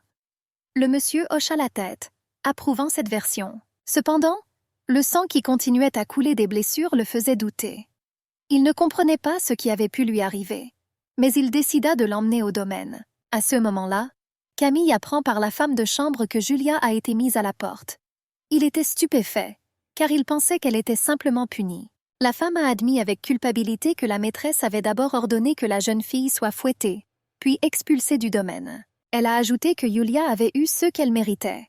Après tout, cette fille impudente a complètement oublié sa place, osant forcer le monsieur à nettoyer la cuisine. Camille pâlit, puis saisit brusquement la servante à la gorge et la plaqua contre le mur. La femme haleta, s'accrochant impuissante à son poignet. Il déclara avec une fureur froide que si Julia ne revenait pas, il la tuerait. L'horreur apparut dans les yeux de la servante et elle se tordit les mains de panique. Camille était sûr que le monde de Julia commençait avec lui et finissait avec lui. Il n'était censé y avoir personne d'autre que lui dans ce monde. Il se demandait ce qui se passerait si la jeune fille voyait la vie en dehors du domaine. Il était prêt à se précipiter après elle. Mais il ne pouvait pas risquer de mettre sa mère en colère. S'il commence à chercher maintenant, il devra mettre son projet en suspens. Cependant, s'il hésite, quelqu'un d'autre pourrait devenir méfiant. Mais il ne pouvait pas se permettre cela. La femme OSA lui demandait pourquoi il se donnait tant de mal pour ce serviteur. Camille ouvrait déjà la porte en disant brièvement que cette fille n'appartenait qu'à lui. Pendant ce temps, la lune décroissante brillait dans le ciel nocturne. Grégory s'avança avec assurance, serrant le fouet dans sa main. S'approchant du serviteur, Grégory demanda froidement qui avait exécuté l'ordre de punir Julia. Son visage était déformé par la colère. L'homme hésita, demandant à nouveau. Mais Grégory plissa simplement les yeux avec colère, assurant qu'il n'y avait personne d'autre pour exécuter l'ordre. Il était sûr que c'était cet homme qui avait battu et jeté Julia hors du domaine. Grégory, rouge de rage, se balança. Le serviteur bégaya et essaya de répondre, mais n'eut pas le temps. Le premier coup tomba sur son dos. Les coups pleuvaient les uns après les autres. La chemise blanche s'est rapidement tachée de taches écarlates. Le fils du duc a observé le résultat avec satisfaction. Il déclara froidement que si le serviteur ne voulait pas mourir, il devait immédiatement retrouver la jeune fille et la ramener. Le serviteur jeta un regard nerveux par-dessus son épaule et essaya de se justifier en lui rappelant qu'il suivait les ordres de sa maîtresse. Mais Grégory ne voulait pas écouter. Une explosion de colère a suivi un autre coup cruel. Grégoire, sans retenir ses forces, donna un coup de pied dans le dos du serviteur battu, le faisant s'effondrer. Il s'accroupit à côté d'elle, serrant le manche du fouet. Son sourire ressemblait à celui d'un prédateur. Il était sûr que le serviteur savait exactement où il avait laissé Julia et lui ordonna de jouer là-dessus. Si quelqu'un demandait où il était laissé, il devait répondre qu'il était chez les messieurs. Et Grégoire croyait qu'on ne pouvait imaginer une punition pire. Après tout, dans ce cas, personne ne pourrait l'accuser directement. Les grands arbres du jardin ressemblaient à une forêt impénétrable. Les rayons du soleil filtraient à travers le feuillage, créant des motifs chatoyants sur le sol. Julia ouvrit lentement les yeux et s'assit dans son lit. Il y avait un espace étrange et inconnu autour. Elle essayait de comprendre ce qui s'était passé et où elle se trouvait. Alors qu'elle regardait autour d'elle, un jeune homme entra dans la pièce. Il sourit affablement, heureux que la fille se soit enfin réveillée. Julia ne savait pas qui était devant elle. L'homme grand, aux cheveux noirs et aux traits fins mais nobles, appartenait clairement à la classe supérieure. Il lui a gentiment demandé comment elle se sentait. Elle voulait répondre, mais elle se figea. L'homme ne savait clairement pas qu'elle ne pouvait pas parler. Son regard devint perplexe pendant un instant. Il lui demanda prudemment si elle était vraiment muette. Julia hocha la tête. Il lui a alors demandé si elle pouvait écrire, mais elle a secoué la tête. La déception traversa le visage de la brune. Julia ne savait pas comment réagir et pensait qu'elle ne devait pas contrarier son sauveur. L'homme s'est immédiatement excusé. lui assurant qu'il n'avait pas l'intention de lui faire des reproches ou de la mettre mal à l'aise. Il rapprocha avec assurance la chaise du lit, s'assit à côté d'elle et avec un sourire chaleureux, demanda la permission de se présenter. Julia se dit que cet homme occupait probablement une position élevée. Probablement par politesse, il a décidé de rester à proximité. L'homme s'est présenté comme étant Glenn de Vestris et a déclaré qu'il détenait le titre de duc. La jeune fille ne pouvait pas comprendre pourquoi un homme aussi noble décidait de prendre soin d'elle. Il a déclaré qu'il passait devant un bidonville lorsqu'elle a soudainement couru sur la route devant sa voiture et s'est évanouie. Glenn a expliqué que son état était grave. Il ne pouvait pas la laisser comme ça. Alors il a décidé de l'emmener dans sa propriété. Il a ajouté qu'elle était restée inconsciente pendant 3 jours. Certain que son dos lui faisait encore mal, il lui demanda comment elle se sentait. Julia pensait qu'elle se sentait mieux, mais elle ne pouvait pas le dire. Glenn la rassura en lui demandant de ne pas être timide. Il a prévenu qu'un médecin viendrait bientôt, mais il voulait d'abord poser quelques questions. Cependant, comme elle ne pouvait ni parler ni écrire, il se demandait quelle était la meilleure façon de communiquer. Il se frotta le menton, considérant les alternatives. Mais il décida d'abord que la fille avait besoin de quelque chose à manger. Bientôt, un serviteur apporta un plateau avec une assiette de soupe chaude et des couverts. La servante souriante, baissant la tête, conseilla à Julia de manger lentement, car après plusieurs jours de faim, il valait mieux ne pas se précipiter. La jeune fille joignit ses paumes comme pour prier et réfléchit un instant. Devant elle se trouvait un plateau avec de la soupe, une cuillère et une serviette soigneusement pliée. Glenn la regardait attentivement. Julia porta lentement la cuillère à sa bouche, mangeant la nourriture sans se précipiter. L'homme a remarqué que ses manières étaient loin d'être idéales, mais indiquaient néanmoins clairement une connaissance de l'étiquette. Pendant ce temps, la fille s'épongeait les lèvres avec une serviette. Glenn fut surpris que la fille qu'il trouva dans la rue ait de bonnes manières et de la grâce. Il se demandait qui elle était vraiment. Mais Julia elle-même ne le savait pas non plus. À ce moment-là, dans l'obscurité, la cuisinière envieuse se dirigea vers le placard de Julia. Elle fit grincer la porte et entra. Camille se tenait près de la fenêtre, regardant pensivement le ciel nocturne, mais frissonnait de surprise. La fille s'est approchée de lui en disant qu'elle s'attendait à le trouver ici. Après tout, il venait ici tous les soirs. Elle le serra doucement dans ses bras par derrière, lui rappelant qu'elle pouvait le réconforter. D'une voix douce, elle demanda d'oublier Julia.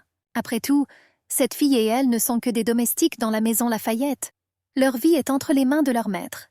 Mais le visage de Camille restait sombre. Le cuisinier lui a assuré qu'il pouvait faire ce qu'il voulait avec elle.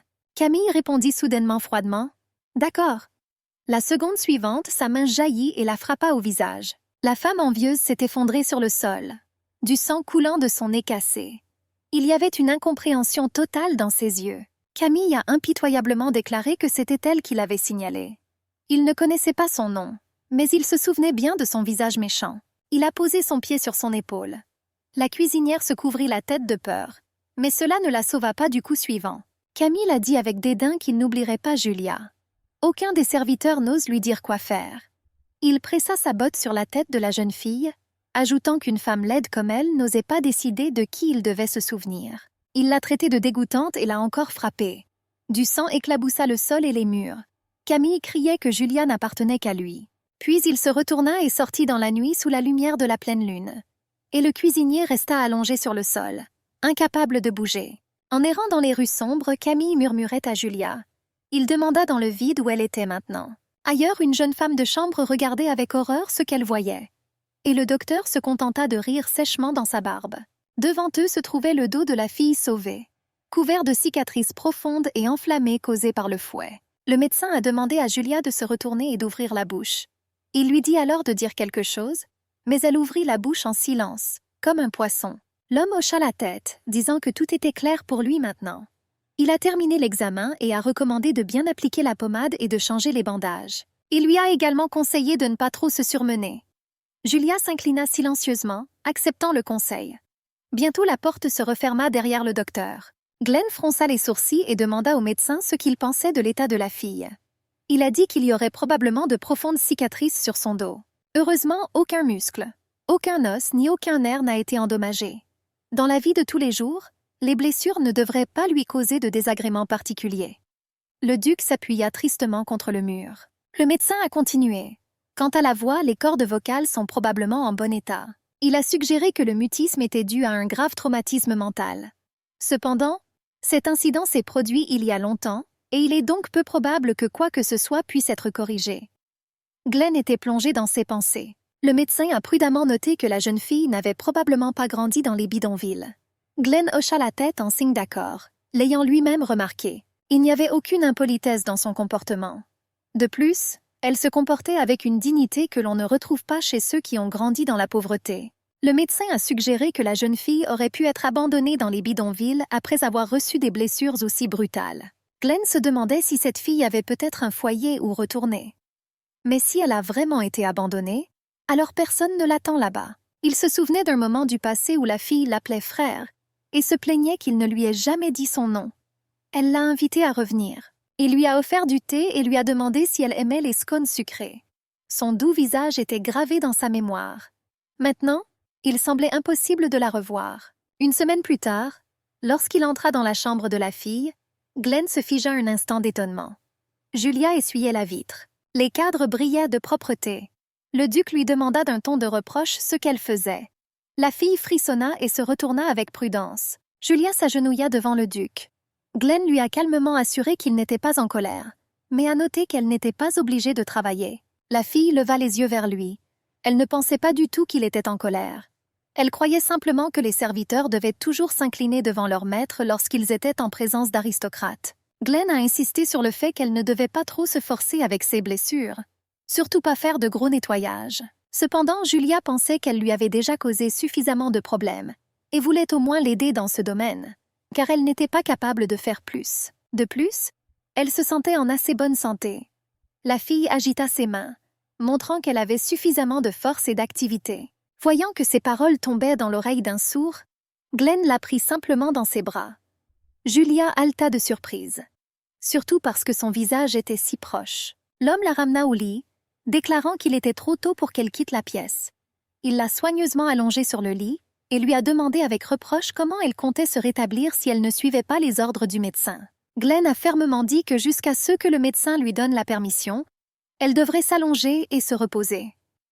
Son doigt lui tapota légèrement le nez, comme pour confirmer ce qu'il avait dit. Son regard était sévère et ses mouvements étaient manifestement vifs. Mais Julia fit signe qu'elle avait besoin de quelque chose pour écrire. Glenn comprit, mais demanda à nouveau. La fille hocha vigoureusement la tête. Le duc fut surpris qu'elle se souvienne de quelque chose d'aussi important, mais il sortit quand même un carnet et un stylo à encre du tiroir. Julia, assise sur le lit, commença à dessiner quelque chose. Glenn regarda par-dessus son épaule avec intérêt. Une image d'un oiseau est apparue sur le papier, mais avec 2 têtes. Il s'en est rendu compte. Il a immédiatement compris qu'il s'agissait d'un aigle à 2 têtes. La fille hocha joyeusement la tête, confirmant sa supposition. L'idée suivante fut que Julia pourrait être liée à la maison du marquis Lafayette. Quand il dit cela, la fille sourit à nouveau et hocha la tête. La tête de Glenn était toute mélangée. Le marquis Lafayette était connu pour sa fierté de son sang pur et de son statut élevé. Il admirait sa lignée, qui remontait à la fondation du royaume d'Arcadie. Son mépris pour ses inférieurs était aussi grand que sa servilité envers la haute noblesse. Dominateur, arrogant, sa femme est cruelle et sans cœur. Ceux deux-là considérèrent les serviteurs comme de simples outils. Si quelque chose ne leur convenait pas, ils pouvaient même frapper les domestiques pendant un bal royal. Glenn se versa du vin, prit un morceau de fromage et se souvint que les Lafayette avaient plusieurs enfants. Mais personne ne les a jamais vus dans la haute société. Il réfléchit qu'avec de tels parents, le caractère de leurs héritiers n'aurait pas dû être moins sévère. Si Julia a réellement servi dans cette maison, alors elle a sans aucun doute été traitée cruellement. Sa pupille semblait touchée par le fait même qu'elle était soignée et nourrie. Elle a essayé de travailler malgré la douleur causée par ses blessures en voie de guérison. Il s'est avéré qu'ils l'ont fouettée, jetée dans les bidonvilles et espérait qu'elle y mourrait. Mais si c'est ce qu'ils lui ont fait, pourquoi était-elle si heureuse lorsqu'elle entendait le nom de Lafayette? Il y avait dans ses yeux un désir de retour. C'était ridicule et cela ne correspondait pas à la tête de Glenn. Il voulait comprendre ce qu'elle pensait, mais il se rendait compte qu'il ne pouvait pas s'expliquer. Cela le déprimait. Il regarda sa paume avec envie. Ailleurs, une assiette s'est écrasée sur le sol, se brisant en morceaux. La femme sanglotait, se couvrant le visage avec ses mains, se demandant quand cela finirait enfin. Un garçon entra silencieusement dans la pièce. Il partit tout aussi silencieusement, fermant soigneusement la porte derrière lui. Dans le couloir, il regarda la fille, lui demandant pourquoi sa mère pleurait tout le temps. Il y avait des larmes dans ses yeux. Suzanne répondit doucement que son père était un homme sans valeur. Il n'a pas rempli ses devoirs de duc, dépensant son argent sans compter dans les jeux de hasard et les femmes. La mère du garçon a fait de son mieux pour ramener son attention sur la famille, mais en vain. Restée seule, elle maudit les maîtresses de son mari. Le garçon demanda tristement pourquoi ni sa mère ni son père n'étaient revenus le voir. La fille répondit qu'avec le temps, il comprendrait tout lui-même. Le garçon ne put retenir ses larmes, et Suzanne le serra tendrement dans ses bras, lui assurant qu'il n'était pas seul. Elle a dit qu'elle serait toujours là, et que tout s'arrangerait certainement. Il se serra contre elle avec gratitude. Bien qu'elle fût la maîtresse de son père, le garçon s'attacha beaucoup à elle. Il l'aimait de tout son cœur et la considérait comme la plus proche des adultes. Cependant, elle raconta à sa mère les aventures du duc, ce qui poussa la femme au désespoir. Et elle a dit à son père que sa mère traitait son fils avec cruauté. Ainsi, la jeune fille a semé la méfiance entre les époux, augmentant leur discorde. Elle a réussi non seulement à devenir amie avec le garçon, mais aussi à gagner la confiance de son père. C'est Suzanne qui a découvert la première le corps de la dame dans l'étang. Elle a provoqué la panique, réveillant tout le manoir avec son cri perçant. Après s'être débarrassée de sa rivale, elle a atteint son objectif. Elle devint bientôt la nouvelle duchesse, légitimant ainsi sa position. Glenn savait qu'elle ne s'était jamais vraiment souciée de lui. Pour elle, il n'était qu'un outil pratique pour accéder au pouvoir. Il a conclu que les gens sont vils et prêts à faire n'importe quoi pour leur propre bien. Rien ne les arrêtera si l'objectif en vaut la peine. C'est pourquoi il n'a jamais utilisé ses arcanes depuis leur apparition. Il lui suffisait de regarder dans l'âme d'une personne pour voir sa laideur. Maintenant, il avait peur d'être déçu par Julia aussi. Après tout, ses véritables intentions restaient un mystère pour lui. Mais que se passerait-il s'il utilisait cette capacité et découvrait que cette douce fille n'est pas différente de Suzanne? Qu'elle est aussi à double visage? Sera-t-il capable de le supporter? Glenn aurait pu facilement découvrir la vérité sur Julia. Mais il n'a pas osé. Et si elle s'avérait être exactement comme Suzanne? Il ne voulait pas revivre la douleur de la trahison. À ce moment-là, Julia avait du mal à porter une pile d'assiettes propres. Glenn l'appela brusquement, indigné qu'elle ait repris le travail. Pendant ce temps, la fille mettait le linge sur l'étagère. Il n'a pas écouté les excuses. Il attrapa un drap, l'enveloppa et la porta dans la chambre, lui reprochant de ne pas avoir obéi aux ordres du médecin. Une fois sur le lit, Julia était assise dans le drap, ressemblant à une poupée, incapable de bouger. Glenn retira ses gants, réalisant qu'elle ne pouvait tout simplement pas rester assise. Il a pris une décision. Si elle ne se calme pas, il devra utiliser son lasso. Sinon, elle va tout simplement s'épuiser. Il la regarda dans les yeux, voulant au moins en savoir un peu plus sur ses pensées.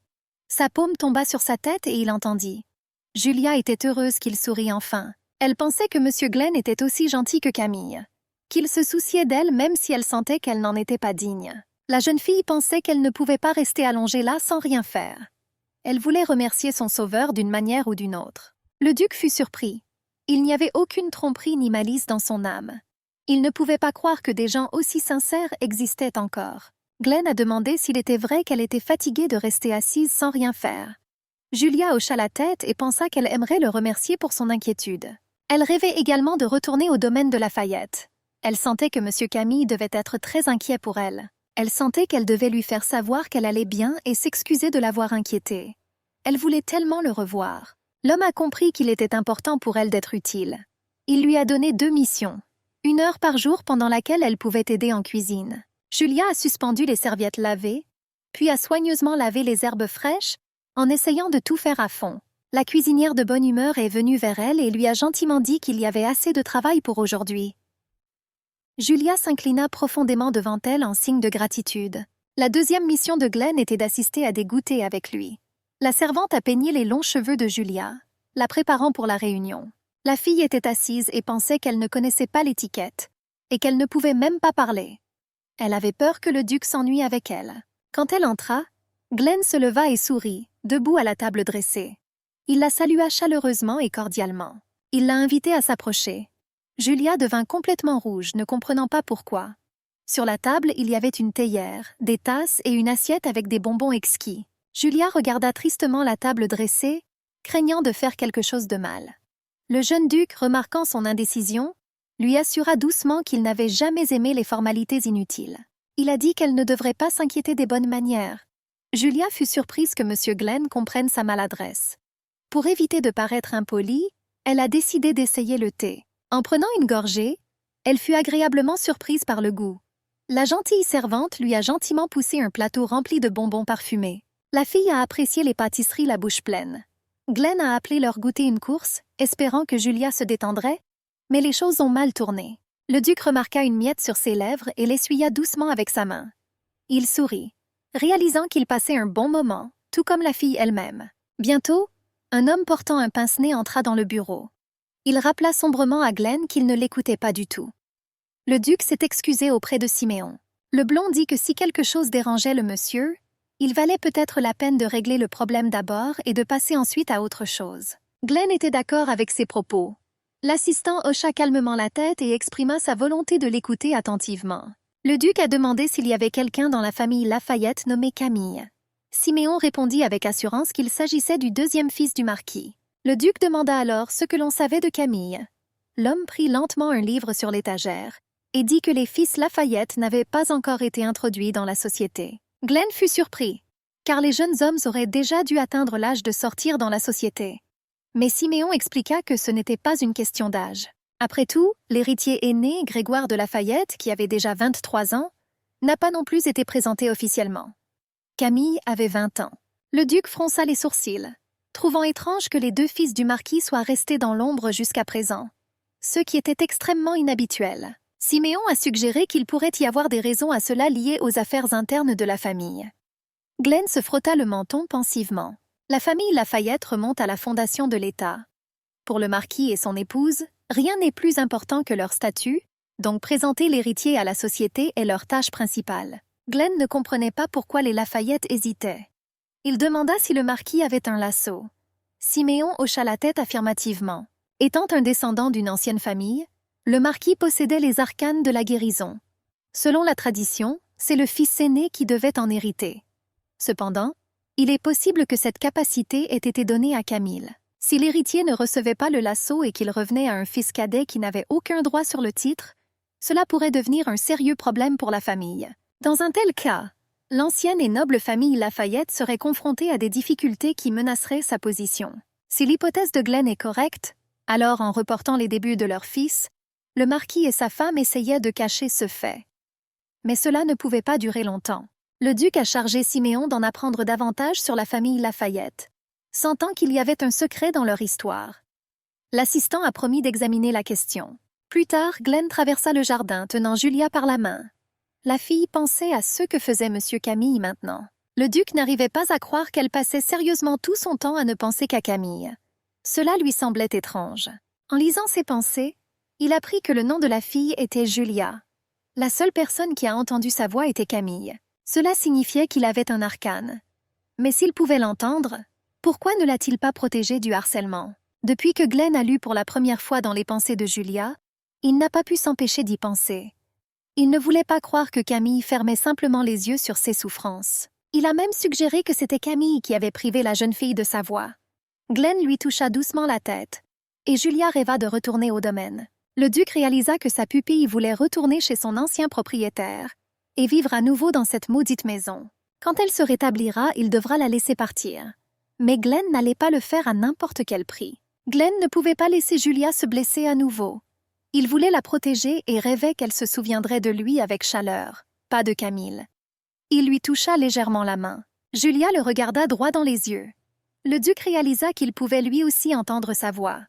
Mais il avait peur que si elle découvrait sa capacité à lire dans les pensées, elle pourrait le détester. Un homme portant une capuche sombre est descendu, tenant une lanterne allumée. Les marches en bois craquaient à chaque pas.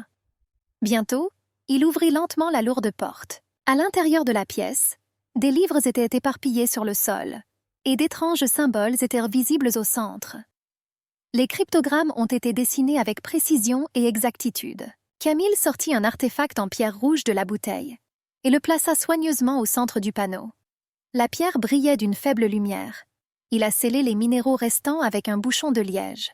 Pendant ce temps, Julia était assise dans le jardin sur l'herbe douce. Glenn a organisé un pique-nique pour elle. Le panier contenait des produits de boulangerie frais et des boissons. La fille a dévoré la friandise avec appétit. À ce moment-là, une dame vêtue d'une luxueuse robe rouge les observait depuis la fenêtre. Dans la cuisine, les servantes chuchotaient que Madame Suzanne n'avait même pas rendu visite au duc aujourd'hui. Une autre a ajouté qu'elle ne lui avait pas rendu visite depuis 3 mois.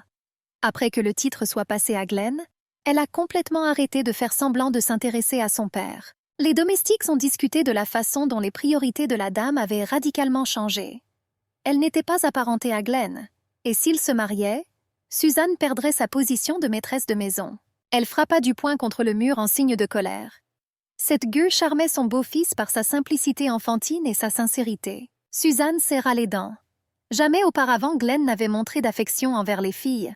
Comment cette fille sans le sou a-t-elle pu attirer si facilement son attention? Elle blâmait le vieux duc, qui avait réussi à transmettre le titre à son fils avant de tomber malade. Tout aurait pu se passer différemment. Cependant, elle comprit qu'elle n'avait pas encore eu le temps de profiter de ce luxe. C'est pourquoi elle avait passé si longtemps à rechercher la faveur du duc Westris. Le jour de la mort de la duchesse, Suzanne ne put contenir sa joie, et cela s'avéra être son erreur. Le petit Glenn remarqua son sourire satisfait. Depuis lors, il a pris ses distances avec elle. S'il avait continué à rester loin des femmes, il n'y aurait pas eu de problème. Tant qu'il resta célibataire, le pouvoir dans la maison Westris lui appartenait. Maintenant, tout avait changé et elle ne comprenait pas ce qui n'allait pas. Glenn, qui avait toujours détesté les gens pour leurs mensonges et leur manque de sincérité, a soudainement montré de la tendresse envers cette fille. Enragée, elle ouvrit la porte et sortit dans le couloir. Elle répétait sans cesse, en claquant des talons tout en marchant, qu'elle allait jeter cette fille hors de la maison. Suzanne était sûre que sa place de maîtresse de cette maison était incontestée.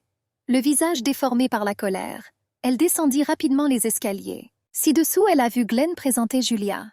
Il leur a ordonné de dire bonjour, les avertissant qu'ignorer ses invités serait une insulte. Suzanne ne pouvait pas se permettre de perdre la faveur de son beau-fils.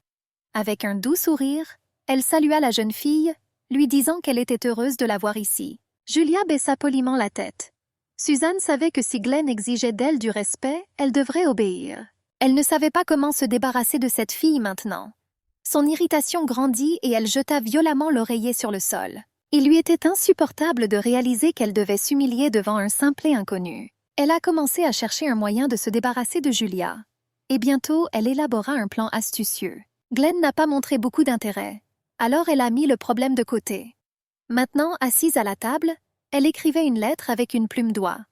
Après avoir terminé, elle sourit sarcastiquement. Le destinataire de la lettre a étudié son contenu. Comment Glenn, qui évitait tout le monde, a-t-il pu soudainement amener une fille inconnue au domaine? Une autre lettre disait que l'arcane de Grégoire s'appelait Malédiction, et celui de Camille, Libération. Glenn fronça les sourcils après avoir lu cela. Il ne voulait pas se fier uniquement à ce document, mais le fait restait curieux. Siméon, portant un pince-nez, soupira, disant qu'il y avait très peu d'informations à ce sujet. Le monsieur a supposé que la raison était que les frères n'apparaissaient jamais en public. Glenn était sûr que les arcanes de Grégory étaient douteux, mais les capacités de Camille le rendaient encore plus méfiant. Il y avait clairement quelque chose d'étrange chez eux. Si nous supposons que Julia a perdu sa voix à cause de la malédiction, alors les arcanes de Camille auraient dû la supprimer complètement et lui rendre sa capacité à parler. Cependant, à côté de Camille, elle ne pouvait parler que temporairement. Cela signifiait que sa capacité ne faisait que supprimer la malédiction, mais ne la détruisait pas complètement. Le duc se demandait, un tel arcane pourrait-il exister? Il demanda à Siméon si le lasso du marquis avait réellement des propriétés curatives. Il s'est avéré que les capacités du marquis étaient limitées. De plus, sa santé s'était considérablement détériorée récemment, et il apparaissait rarement en public. Cependant, même dans cet état, il refusa obstinément de présenter ses héritiers. C'était étrange pour un homme qui plaçait sa famille au-dessus de tout. Glenn soupçonnait qu'il y avait quelque chose de plus, mais il ne pouvait pas encore comprendre exactement quel était le secret. On a frappé à la porte. Le serviteur s'est excusé pour le dérangement et a apporté du thé. Julia entra avec lui, tenant un bouquet de roses délicates dans ses mains et rayonnante de joie. Le duc a deviné qu'elle aidait probablement le jardinier et il lui a permis de cueillir des fleurs. La jeune fille pressa soigneusement le bouquet contre sa poitrine. Le serviteur se pencha et murmura que la jeune fille avait apporté les roses spécialement pour le maître, sachant qu'il aimait les fleurs. Glenn fut surpris par cette déclaration. Cependant, le serviteur expliqua que ce n'était pas son opinion. mais la propre supposition de Julia. Elle a décidé ainsi parce que le duc se promenait avec elle dans le jardin tous les jours. Pendant ce temps, la fille disposait soigneusement les fleurs dans le vase. Glenn a remarqué qu'il marchait avec elle non pas à cause des fleurs, mais parce qu'elle aimait ça. Alors il comprit et demanda comment Siméon savait tout cela. Il a expliqué qu'il avait tout appris de Julia. Elle transmettait parfaitement ses pensées par des gestes, et il la comprenait parfaitement. Le duc a admis que c'était une bonne nouvelle. Il était cependant attristé d'être le seul à avoir des problèmes de communication. Siméon se couvrit la bouche, cachant son sourire.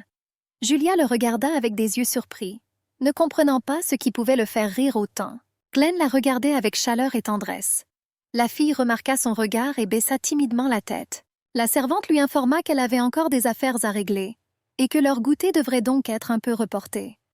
Le duc hocha la tête en signe d'accord. Julia était contente d'avoir pensé à lui apporter des roses. Elle a décidé que puisqu'il souriait, cela signifiait qu'il aimait vraiment les fleurs. Elle se demandait quoi faire avant le thé. Mais ses pensées furent interrompues par la vue d'une servante portant un panier de linge. La femme de ménage a proposé son aide. La jeune fille tendit immédiatement les mains, acceptant volontiers les draps et sourit poliment. Tandis qu'elle portait le linge, elle pensait aux domestiques de la maison de Westris. Ils étaient très différents de ceux qui travaillaient au domaine Lafayette. Ici, personne ne criait, ne se mettait en colère ou ne la frappait. Au contraire, tout le monde était calme, amical et toujours souriant. La jeune fille pensait qu'ils étaient peut-être si gentils seulement parce qu'elle n'était qu'une invitée ici. Ils ont même appris à comprendre ses gestes. Et Glenn lui-même semblait anticiper ses pensées, comme s'il les lisait. Elle se sentait si calme dans cette maison. Mais elle a compris qu'elle ne pouvait pas rester ici pour toujours. Monsieur Camille doit devenir fou d'inquiétude. Si elle se rapproche des gens de cette maison, elle trahira Camille. Elle ne pouvait pas se permettre de faire une telle erreur. Elle pensait à lui. Après sa disparition soudaine, il ne devait plus savoir quoi penser. Elle voulait vous faire savoir qu'elle était en vie et en bonne santé. Mais l'idée de retourner au domaine l'effrayait. Cependant, elle voulait vraiment revoir Camille. Une cuisinière envieuse, une maîtresse cruelle et un Grégory imprévisible? Cette pensée lui faisait peur. Elle n'arrêtait pas de se dire qu'elle devait être plus courageuse pour le bien de Camille. Il tenait tellement à elle, et sa confession de sentiments résonnait encore dans sa tête. Julia était assise sur le chemin du jardin, plongée dans ses pensées. Soudain, une fille en robe bleue s'est approchée d'elle et l'a traitée de chienne avec mépris. L'étranger aux cheveux roses demanda impérieusement si elle était vraiment la même fille de la rue que Glenn avait ramassée. Julia regarda l'étranger avec curiosité. Elle était incroyablement belle et il était immédiatement clair qu'elle appartenait à l'aristocratie. La jeune fille tomba immédiatement à genoux et s'inclina profondément. Ses longs cheveux noirs tombaient doucement sur les dalles du chemin. La dame a dit avec mépris que Julia avait été recueillie comme un chien errant. Et elle a osé penser qu'elle pourrait rester ici aussi longtemps qu'elle le voulait. J'aimerais comprendre si elle pense vraiment que la gentillesse de Glenn est infinie, ou si elle a simplement décidé de profiter d'une opportunité pratique. La jeune fille à l'élégante robe bleue a délibérément appuyé son talon pointu contre le poignet fragile de Julia, lui provoquant une douleur aiguë. Elle a dit qu'il n'y avait pas de place pour des gens comme elle dans cette maison. Le talon fin de sa chaussure s'enfonçait durement dans la tête de la malheureuse femme. Un bruit sourd et étouffé se fit entendre. Julia pensa avec horreur que peut-être Glenn l'avait gâtée avec trop d'attention. La dame hautaine lui ordonna de lever la tête.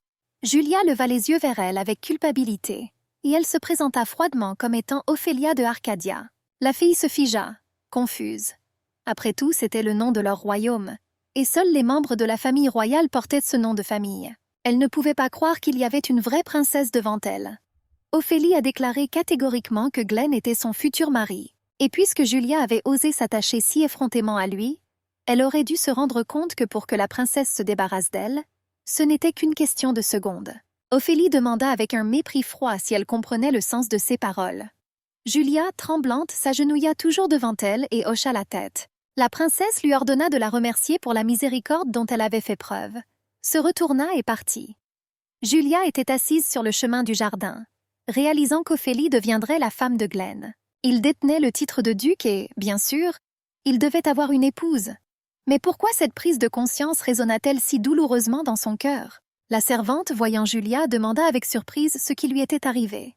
La fille grimaça, supposa qu'elle était tombée et proposa de soigner ses blessures. Elle prit soigneusement Julia par la main et la conduisit vers la maison. La jeune fille était étonnée de la gentillesse des gens de ce quartier envers elle et ne voulait pas leur causer de désagréments. L'assistant du duc a remercié l'homme et a dit que tout était terminé. Et Julia était assise dans le chariot parmi des caisses et des tonneaux vides destinés à l'échange. Elle pensait que même si elle partait d'ici, elle ne pourrait pas retourner au domaine Lafayette. De plus, elle ne savait même pas où c'était. Même si par miracle elle parvient à y arriver, le propriétaire ne lui permettra pas d'y rester. Et puis il y avait Grégoire, son agressivité, ses attaques et ses serviteurs hostiles. Julia réalisa qu'elle voulait vraiment voir M. Camille. Mais l'idée de retourner dans cette maison la remplissait de panique. Pendant ce temps, l'un des serviteurs informa le duc que la jeune fille avait soudainement disparu. Glenn fronça les sourcils et demanda ce qu'il voulait dire. Il a déclaré avec regret que les recherches se poursuivaient. Mais jusqu'à présent, il n'y avait aucune nouvelle d'elle. Glenn a demandé qui avait vu Julia en dernier. La femme de chambre a immédiatement répondu et lui a demandé si elle avait remarqué quelque chose de suspect. La femme a déclaré que lorsqu'elle a rencontré Julia, elle avait des égratignures et semblait perdue. La servante s'est immédiatement précipitée pour soigner ses blessures et lui a demandé si elle était tombée. La fille hocha simplement la tête en réponse, mais quelque chose n'allait pas. Après tout, une chute peut blesser le visage, mais le dos de sa main a également été blessé. C'était comme si quelqu'un l'avait délibérément écrasé avec son pied dans une chaussure. Glenn y a réfléchi. Cela ne pouvait pas être l'œuvre de sa belle-mère. Maintenant, il était duc et elle n'oserait pas aller contre sa volonté. Mais c'est aujourd'hui qu'Ophélie est venue à lui de manière inattendue, sans invitation ni raison apparente, ce qui a provoqué la surprise. Elle était capable de tout. Et maintenant, il devenait évident que c'était à cause d'elle que Julia avait décidé de quitter le domaine. La voiture couverte s'arrêta dans une ruelle sombre. Les lanternes sur les murs des maisons éclairaient à peine la rue. La fille regarda attentivement dehors et décida de sortir. Elle regarda attentivement autour d'elle, essayant de s'assurer que c'était sûr. Des bruits étranges et étouffés provenaient du coin de la rue. La curiosité l'emporta et elle regarda à l'intérieur. Là, dans la ruelle, 2 personnes s'adonnaient à des plaisirs charnels, sans se soucier d'éventuels témoins. Julia recula de peur, craignant d'être remarquée. Elle était stupéfaite. Comment pouvait-il penser à faire quelque chose comme ça dans la rue? Submergée par la confusion, elle s'enfuit rapidement, sans regarder où elle allait. Mais un instant plus tard, elle est entrée en collision avec un inconnu qui l'a interpellée d'une voix sèche et lui a demandé grossièrement où elle se précipitait. Julia a essayé de s'expliquer avec des gestes. L'homme la regarda avec confusion. Puis il rigola, remarquant sa confusion. Quelque chose de désagréable brillait dans son regard, ce qui faisait peur à la fille. Il marmonna avec irritation qu'il allait en fait dans un bordel, et qu'il ne s'embêtait pas avec les filles des rues, qui se révélaient toujours sales et négligées. L'étranger a attrapé Julia par le poignet, ne lui permettant pas de s'échapper, et l'a menacée de partir avec lui. Elle était horrifiée et ne pouvait pas croire qu'il l'avait prise pour une femme déchue. Mais soudain, la voix de quelqu'un l'appela par son nom à haute voix. C'était familier, mais il y avait une note d'alarme et de colère inhabituelle. La fille se pressa contre le mur froid, effrayée. Il y eut un coup violent, puis une éclaboussure de sang. Julia se figea d'horreur, et devant elle, à la lumière des étoiles, se tenait Camille. Des larmes brillaient dans ses yeux. Au même moment, un autre homme à cheval se déplaçait lentement dans les rues nocturnes, se demandant où la jeune fille avait bien pu aller. C'était le duc de Glen Westris. Ses cheveux étaient ébouriffés, ses lèvres étaient serrées et ses yeux étaient remplis d'inquiétude. Pendant ce temps, Camille rayonnait de joie. Il avait enfin trouvé Julia. Elle le regarda avec dévotion, ne croyant pas que ce n'était pas un rêve. Le gars a affirmé qu'il la cherchait partout. Ses paumes touchaient doucement son visage, et les mots tendres ne quittaient jamais ses lèvres. Même si elle pouvait parler, Julia n'aurait pas trouvé les mots pour exprimer sa joie. Camille la serra fort dans ses bras, lui assurant que tout irait bien maintenant. La jeune fille regarda avec anxiété le corps immobile sur le trottoir. Elle a demandé ce qui allait arriver à cet homme maintenant.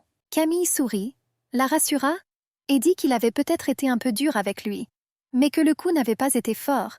Il reviendrait bientôt à la raison. Mais il ne servait à rien d'attendre ce moment.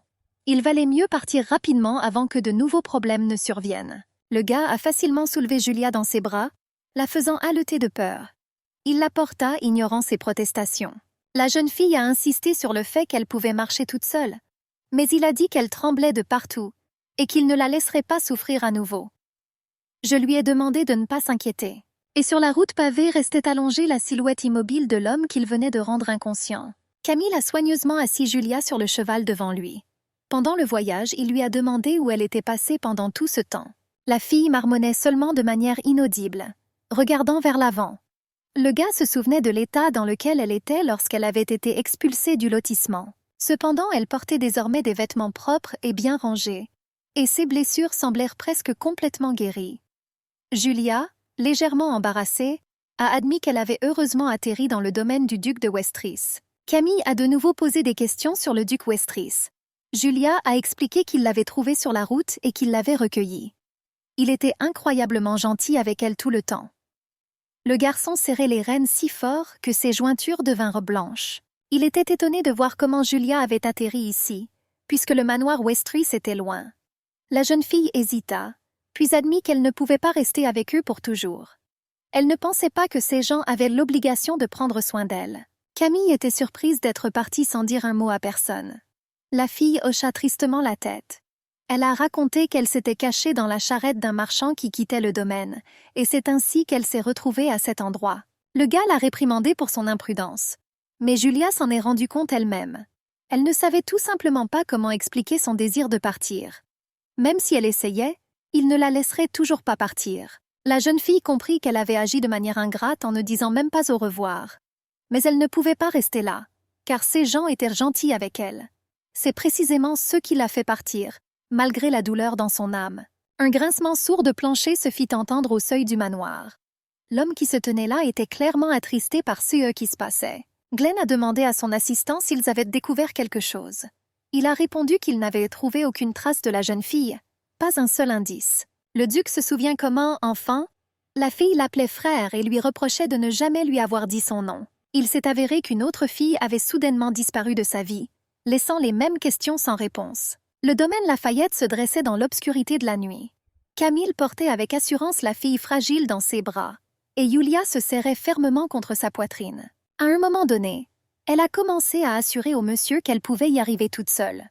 Après tout, sa hutte était très proche. Le gars lui a assuré qu'elle ne pourrait plus y retourner. Cet endroit est devenu dangereux et elle ne devrait pas y aller. Julia demanda avec anxiété où elle vivrait désormais, si ce n'était dans son placard. Camille continua simplement son chemin vers le manoir en silence. La fille commença à s'inquiéter, car elle ne pouvait pas dormir au même endroit que les messieurs. Ce serait une erreur. Camille lui a demandé de ne pas faire de bruit. Julia couvrit immédiatement sa bouche avec ses mains, et il essaya de bouger le plus silencieusement possible. Mais Grégory les remarquait toujours.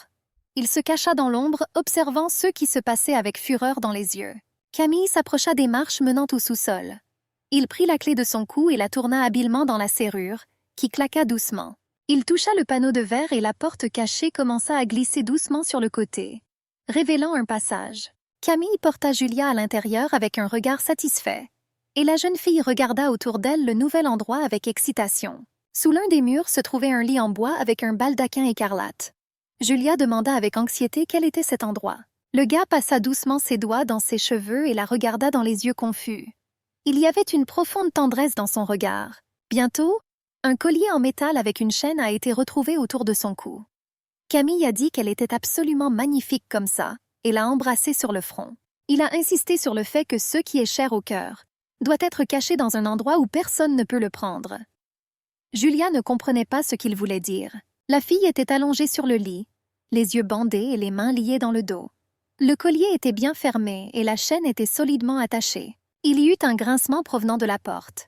Camille apparut dans l'embrasure de la porte, souriant comme si de rien n'était. Il tenait un plateau de nourriture chaude dans ses mains. D'une voix douce, il demanda si Julia s'était bien comportée.